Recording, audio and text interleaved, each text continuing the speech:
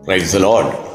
ദൈവത്തിൻ്റെ ആത്മാവ് ഇന്ന് പ്രഭാതത്തിൽ നമ്മളുമായി പങ്കുവയ്ക്കുന്നത് പ്രാർത്ഥന എന്നൊരു വിഷയമാണ്. ഇന്ന് പ്രഭാതത്തിൽ തിരുവചനം ശ്രവിക്കുന്ന എല്ലാ ദൈവമക്കളെയും ക്രിസ്തുയേശുവിൻ്റെ ധന്യനാമത്തിൽ വന്ദനം ചെയ്യുന്നു. നോക്കൂ, പല രീതിയിലുള്ള പ്രാർത്ഥനയുണ്ട്. കുടുംബ പ്രാർത്ഥനയുണ്ട്, പരസ്യ പ്രാർത്ഥനയുണ്ട്, സഭയിലെ പ്രാർത്ഥനയുണ്ട്, വ്യക്തിപരമായ പ്രാർത്ഥനയുണ്ട്. പല പ്രാർത്ഥനകൾ മനുഷ്യർ ചെയ്യുന്നു. എല്ലാ ജാതി മത വ്യവസ്ഥകളിലും പ്രാർത്ഥന എന്നുള്ളത് മനുഷ്യൻ്റെ ഒരു സ്വഭാവമാണ്. മനുഷ്യൻ പ്രാർത്ഥിക്കുവാൻ ആഗ്രഹിക്കുന്നു. എന്നാൽ പലർക്കും പ്രാർത്ഥിക്കുവാൻ അറിയില്ല എന്നുള്ളതാണ് പ്രധാന ഘടകം. കർത്താവ് ഈ ഭൂമിയിൽ വന്നപ്പോൾ തൻ്റെ ശിഷ്യന്മാരെ പ്രാർത്ഥന എന്ന് പറഞ്ഞാൽ എന്താണ്, ആരാണ് പ്രാർത്ഥിക്കുന്നത്, എവിടെയാണ് പ്രാർത്ഥിക്കുന്നത്, എങ്ങനെയാണ് പ്രാർത്ഥിക്കുന്നത് എന്നൊക്കെ അവരെ പഠിപ്പിച്ചു. കർത്താവ് രണ്ട് വിഭാഗമായി പ്രാർത്ഥനയെ തിരിച്ചു. ഒന്ന്, പ്രതിഫലം ഉടനെ ലഭിക്കുന്ന പ്രാർത്ഥന. രണ്ട്, ഉടനെ പ്രതിഫലം ലഭിക്കാത്ത പ്രാർത്ഥന. നമ്മൾ ഇതിലേത് പ്രാർത്ഥനയായിരിക്കും ഇഷ്ടപ്പെടുക? നമ്മുടെ ജീവിതത്തിൽ പലപ്പോഴും നമ്മൾ പ്രാർത്ഥിക്കുന്ന വിഷയം ഉടനെ നടക്കണം, ഉടനെ അതിനൊരു മറുപടി തരണം എന്നൊക്കെ ആഗ്രഹിക്കുന്നവരാണ്. നമ്മളെപ്പോഴും പ്രത്യക്ഷ നടപടികളിലാണ് നമുക്ക് വിശ്വാസം കൂടുന്നത്.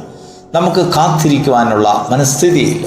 നോക്കൂ, മത്തായിയുടെ സുവിശേഷം 6-ാം അധ്യായം 5-ഉം 6-ഉം വാക്യത്തിലേക്ക് വരുമ്പോൾ കർത്താവ് രണ്ട് രീതിയിലുള്ളതായ മനുഷ്യരെ അവിടെ എടുത്തു കാണിക്കുന്നു. ഒന്ന്, കപടഭക്തിക്കാർ. കർത്താവ് ശിഷ്യന്മാരോട് പറയുന്നത്, പ്രാർത്ഥിക്കയിൽ നിങ്ങൾ കപടഭക്തിക്കാരെ പോലെ ആകരുത്. അവരുടെ സ്വഭാവം എന്താണ്? അവർ പ്രാർത്ഥിക്കുന്നതിൽ തെറ്റുണ്ടോ? ഒന്നുമല്ല. പക്ഷെങ്കിൽ ഒരു വിഷയമുണ്ട്. കപടഭക്തിക്കാർ പള്ളികളിലും തെരുക്കോണുകളിലും മനുഷ്യർക്ക് വിളങ്ങേണ്ടതിന് അവർ പ്രാർത്ഥിക്കുന്നു. ആ പ്രാർത്ഥനയ്ക്ക് ഒരു ചില പ്രത്യേകതകളുണ്ട്.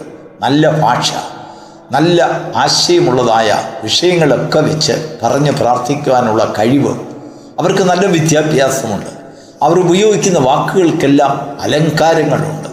മറ്റുള്ളവർ കേൾക്കുമ്പോൾ അവരിൽ ഒരു വലിയ അതിശയമുളവാക്കുന്നു. ഓ, ഇദ്ദേഹം തീർച്ചയായിട്ടും ഒരു വിശുദ്ധനാണ്, നീതിമാനാണ്, ഭക്തനാണ് എന്നുള്ള ഒരു അഭിപ്രായം മനുഷ്യരിൽ ഉണ്ടാകുന്നു.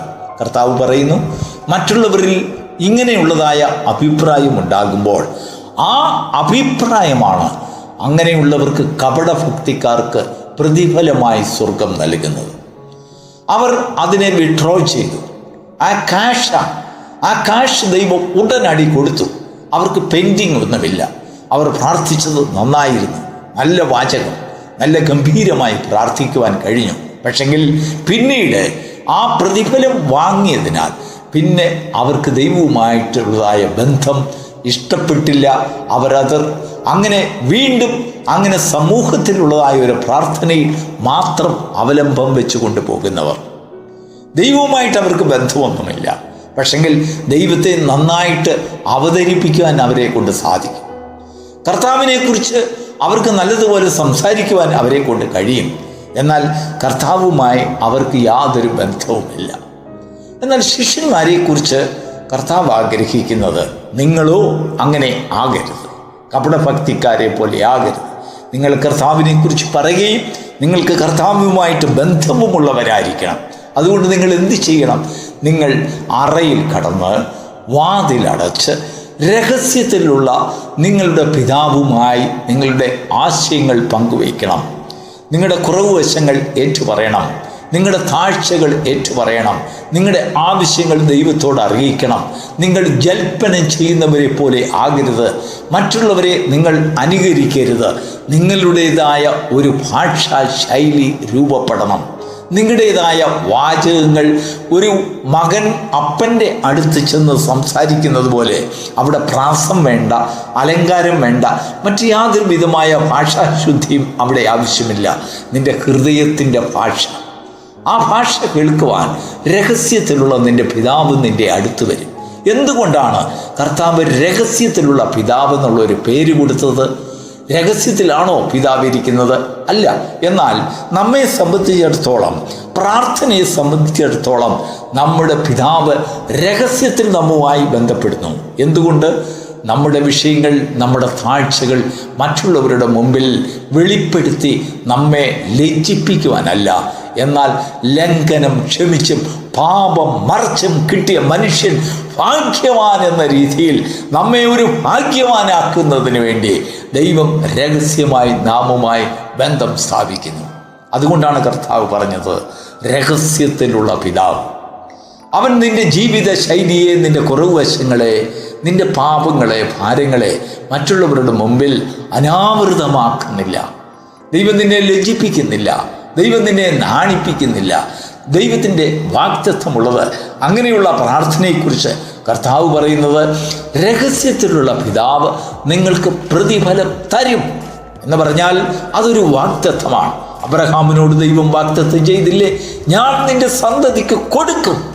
അപ്പോൾ കൊടുക്കുന്ന നിമിഷത്തിലേക്കുള്ളതായ പ്രത്യാശ നിറഞ്ഞതായ ഒരു യാത്ര, വിശ്വാസം നിറഞ്ഞതായ ഒരു യാത്ര, അത് ദിവസവും ആ യാത്ര വിശ്വാസം വർദ്ധിച്ചു വരുന്നതാണ്, പ്രത്യാശ വർദ്ധിപ്പിക്കുന്നതാണ്. എന്നാൽ കപടഭക്തിക്കാരെ സംബന്ധിച്ചിടത്തോളം അവർക്ക് ഉടനടി ലഭിക്കുന്നതായ പ്രതിഫലത്തെക്കുറിച്ചാണ് അവർ ആഗ്രഹിക്കുന്നത്. ഒരു സമയത്ത് അബ്രഹാം അങ്ങനെ ആയിരുന്നു. ദൈവത്തോട് അങ്ങനെ പല ചോദ്യങ്ങൾ ചോദിച്ചു. നീ എന്നോട് പറഞ്ഞത് എവിടെ? എനിക്ക് തരാമെന്ന് പറഞ്ഞത് എവിടെ? വീണ്ടും വീണ്ടും അത് കേട്ട ദൈവം വീണ്ടും അവന് വാഗ്ദത്തങ്ങൾ കൊടുക്കുകയാണ്. ദൈവത്തിൻ്റെ മക്കൾ വാഗ്ദത്തങ്ങളുടെ അവകാശികളാകണം എന്നാണ് സ്വർഗം ആഗ്രഹിക്കുന്നത്. ദൈവത്തിന് മഹത്വം ഉണ്ടാകട്ടെ. നാം വാഗ്ദത്തത്തിൻ്റെ അവകാശികളോ അല്ലയോ എന്ന് നമ്മുടെ പ്രാർത്ഥന നമുക്ക് വെളിപ്പെടുത്തി തരും.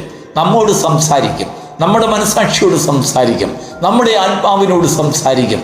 നാം പ്രാർത്ഥിച്ചു കഴിയുമ്പോൾ ഉടനടി ലഭിക്കുന്നതായ പ്രതിഫലമാണോ, അതോ ദൈവം കേട്ട് തക്ക സമയത്ത് നമുക്ക് തരുന്നതായ ഒരു വിടുതലിന് വേണ്ടി കാത്തിരിക്കുന്ന സഹിഷ്ണുതയുള്ള ഒരു നീതിമാന്റെ അനുഭവമാണോ നമുക്കുള്ളതെന്ന് നമ്മുടെ മനസാക്ഷി നമ്മോട് സംസാരിക്കും. ദൈവത്തിന് മഹത്വം ഉണ്ടാകട്ടെ. ആ ക്ലാസിഫിക്കേഷൻ, വേർതിരിവ് നമ്മൾ തന്നെ നമ്മുടെ ജീവിതത്തിൽ ഉണ്ടാക്കുന്നു, സൃഷ്ടിക്കുന്നു. ദൈവമല്ല സൃഷ്ടിക്കുന്നത്, നമ്മൾ സൃഷ്ടിക്കുന്നു. കർത്താവ് അതാണ് പറഞ്ഞത്, നീയോ കപടഭക്തിക്കാർ അങ്ങനെ ചെയ്യുന്നുണ്ടെങ്കിൽ നീയോ ഇങ്ങനെ വേണം, അല്ലെങ്കിൽ അവരെ പോലെ ആകരുത്, മറ്റുള്ളവരെ പോലെ നീ അവരെ അനുകരിക്കരുത്, ജാതികളെ പോലെ ജൽപ്പനം ചെയ്യരുത്. ജൽപ്പനങ്ങളിൽ പ്രസാദിക്കുന്നവനല്ല ദൈവം. നമ്മുടെ ഹൃദയത്തെ ദൈവത്തിൻ്റെ സന്നിധിയിൽ പകരുമ്പോൾ കർത്താവിനെക്കുറിച്ച് നമുക്ക് ധാരാളം അറിയാം. കർത്താവിനെ മറ്റുള്ളവരുടെ മുൻപിൽ പ്രദർശിപ്പിക്കുവാൻ, പ്രഘോഷിപ്പിക്കുവാൻ ഒരു പക്ഷെങ്കിൽ നമുക്ക് നല്ലതുപോലെ വിദ്യാഭ്യാസം ആ വിഷയത്തിൽ കാണുമായിരിക്കാം. എന്നാൽ ദൈവം നോക്കുന്നത് നമ്മുടെ ഹൃദയത്തിൻ്റെ ഭാഷയാണ്. അതിന് പക്ഷെങ്കിൽ സാഹിത്യ ഭാഷ ഉണ്ടാകണമെന്നില്ല, അതിന് വലിയൊരു വൈദഗ്ധ്യം ഉണ്ടാകണമെന്നില്ല. എന്നാൽ നുറുങ്ങിയ ഹൃദയം ഉള്ള ഒരു മനുഷ്യൻ, ഹൃദയം നുറുങ്ങിയവർക്ക് യഹോവ സമീപസ്ഥൻ, മനസ്സ് തകർന്നവരെ അവൻ രക്ഷിക്കുന്നു എന്ന് ദൈവത്തിൻ്റെ വചനത്തിൽ നമുക്ക് വായിക്കുവാൻ കഴിയും. അങ്ങനെ രക്ഷിക്കുന്നത് എങ്ങനെയാണെന്ന് അറിയാമോ? നമ്മുടെ പാപങ്ങൾ മറച്ചുകൊണ്ട്, നമ്മുടെ ലംഘനങ്ങൾ ക്ഷമിച്ചുകൊണ്ട്, മറ്റുള്ളവരുടെ മുമ്പിൽ നമ്മെ പരസ്യകോലമാക്കാതെ നമ്മുടെ ജീവിതത്തെ ദൈവം ധന്യമാക്കുന്നതായ ഒരു അനുഭവം, തൻ്റെ മക്കളെന്ന് ഏറ്റുകൊള്ളുന്നതായ ഒരു അനുഭവം. ഒരുപക്ഷെങ്കിൽ മറ്റുള്ളവരുടെ കാഴ്ചയിൽ, നമ്മുടെ കാഴ്ചയിൽ ഉടനടി പ്രതിഫലം ലഭിച്ചു എന്ന് വരികയില്ല. പക്ഷെങ്കിൽ നമുക്കായി ഒരു വാഗ്ദത്തം അവിടെ ശിക്ഷിക്കുകയാണ്. നമ്മെ രഹസ്യത്തിൽ കാണുന്ന പിതാവ് നമുക്ക് പ്രതിഫലം തരും. ഒന്ന്, കിട്ടിപ്പോയ പ്രതിഫലം. രണ്ട്, തരും എന്ന് പറയുന്നതായ പ്രതിഫലം. ഏത് വേണം എന്നുള്ളത് നമ്മളാണ് തീരുമാനിക്കുന്നത്. നമ്മളാണ് അതിനെ അവകാശികൾ. ഏതിന് അവകാശികളെന്ന് നമ്മൾ തന്നെ നമുക്ക് മാർക്കിടുന്നു. ദൈവം ആ അവകാശമാണ് മനുഷ്യനിൽ സൃഷ്ടിച്ചിരിക്കുന്നത്. ആ സ്വാതന്ത്ര്യമാണ് മനുഷ്യനിൽ സൃഷ്ടിച്ചിരിക്കുന്നത്. നിനക്ക് പ്രത്യാശയുടെ അവകാശിയാകാം, എന്നാൽ ഉടനടി ലഭിക്കുന്ന ചില പ്രതിഫലങ്ങളുടെ അവകാശിയുമാകാം.